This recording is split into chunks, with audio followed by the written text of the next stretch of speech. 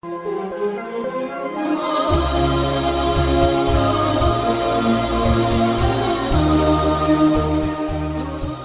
dear brothers and sisters, at this particular juncture, I want to coin a question. And that question is, what is our relationship with our parents? Right now, I want you to ask yourself, what is our relationship with our parents? Are we diligent children with our parents? Are our parents truly happy with us? Are there days in our parents' lives when they sit and they wish we would be different children to what we are?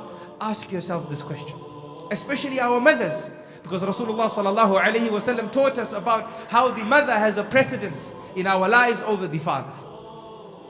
And to make us understand this better, I want you to imagine a mother who writes a letter to her child. What do you think this mother would say in her letter? Would she not say, "My dear son, a long time ago, I received the best news a mother can receive, a human being can receive. And that was the news when I was informed that I was pregnant with you. And my dear child, I cannot express how happy I was on that day." And weeks passed by after that. And my body started changing. And I was scared because I could not eat except that I would vomit what I ate. And I would feel weak. And my body started expanding as you grew in me. And my dear child, I promise you that with all the fear that I had, I was loving you more with every day that passed. Even though all this was happening to me, the day that I held you became even more dearer to me. And my dear child, those weeks became months. And I became even more heavier, to such an extent where I couldn't stand for long. I couldn't walk for long. And then a time came when I couldn't even sleep on my back, because of the weight of carrying you would cause immense pain on my chest. So I would sleep on my side. But I would fear when I would turn to my side that I might roll onto my stomach and harm you. That was a fear in my mind, my dear child. But I would try my best. And every day that passed, my love for you grew stronger.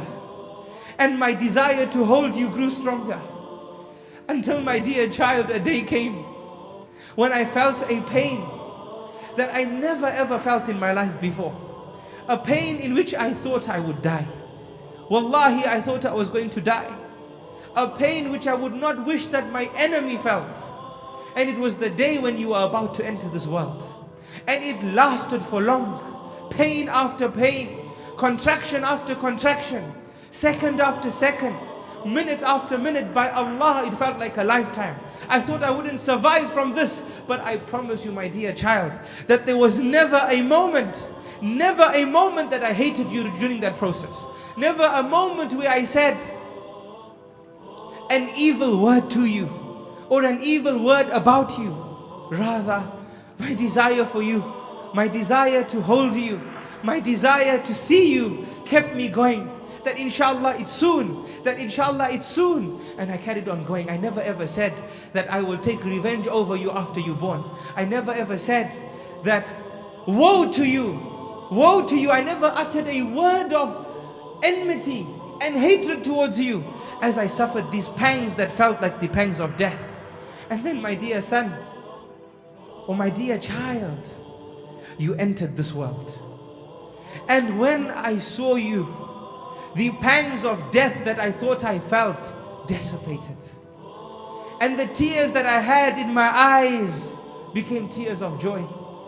And the hurt that I felt in my body became a hurt of joy as I held you and brought you to my chest and smiled and said, Subhana Rabbiyal A'la. Allah has blessed us with a great blessing.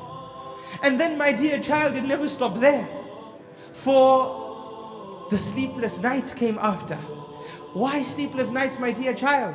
Because I could not tolerate I could not tolerate you crying one bit. I would be so tired from looking after you during the day, that when I finally got some sleep and you made one sound, it woke me up immediately, because it would hurt me that you would be uncomfortable. So I got up and said, rather I be uncomfortable than you be uncomfortable. Allahu Akbar. This is what she probably would write.